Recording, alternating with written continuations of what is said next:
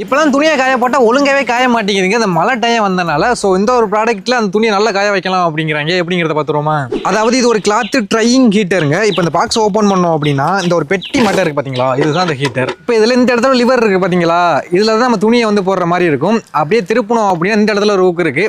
So இதில் தான் இந்த ஹீட்டரை வந்து ஹோல்ட் பண்ணுற மாதிரி இருக்கும். அண்ட் அடுத்தது கட்டப்பை மாதிரி ஒன்று கொடுத்துருக்காங்க. இந்த கிளாத் ஹீட்டை தாங்கக்கூடியதான். இப்போ இதில் சின்ன பசங்க டவுசரில் உள்ள மாதிரி எலாஸ்டிக் இருக்குது பார்த்தீங்களா, இதை ஹீட்டரில் இந்த இடத்துல மாட்ட போகிறோம். பாக்குறதுக்கு என்னமோ ஒரு குட்டி பூத மாதிரி இருக்குல்ல. இனி இதை வீட்டுல ஏதோ ஒரு இடத்துல இந்த மாதிரி தொங்க விட வேண்டியதான். இனி இதை டெஸ்ட் பண்ணணும் இல்லையா, அதுக்காக நானே ஒரு டிஷர்ட்ல தண்ணியை தொளிச்சு அந்த டிஷர்ட்டை ஹேங்கிங் ஊக்குள்ள மாட்டிக்கிட்டேன். இப்போ இந்த இடத்துல ஜிப்பு கொடுத்துருக்காங்க. அதை ஓப்பன் பண்ணிட்டு இதுக்குள்ள நம்ம ஆல்ரெடி ஒரு லிவர் பார்த்தோம் பாத்தீங்களா, அதுல இந்த ஹூக்கை வந்து மாற்ற மாதிரி இருக்கும். இதே மாதிரி ஒரே சமயத்துல ஒரு 5-6 சட்டையை நம்ம உள்ள போட்டுக்கிடலாம். இனி நம்ம இதுக்கு ஏசி கரண்ட் சப்ளை தான் கொடுக்குற மாதிரி இருக்கும். அப்படி கொடுத்துட்டோம் அப்படின்னா உள்ள ஹாட்டான ஏறு போயிட்டு அது பலூன் மாதிரி உப்பு ஆரம்பிச்சிடும். அப்படியே இந்த இடத்துக்கு நேரம் டச் மூலமா டைமிங் செட் பண்ணிக்கிடலாம். பட் ட்ரெஸ் நல்ல ஈரமா இருந்துச்சு அப்படின்னா ட்ரை ஆகுறது கொஞ்சம் டைமிங் வந்து ஆகுது.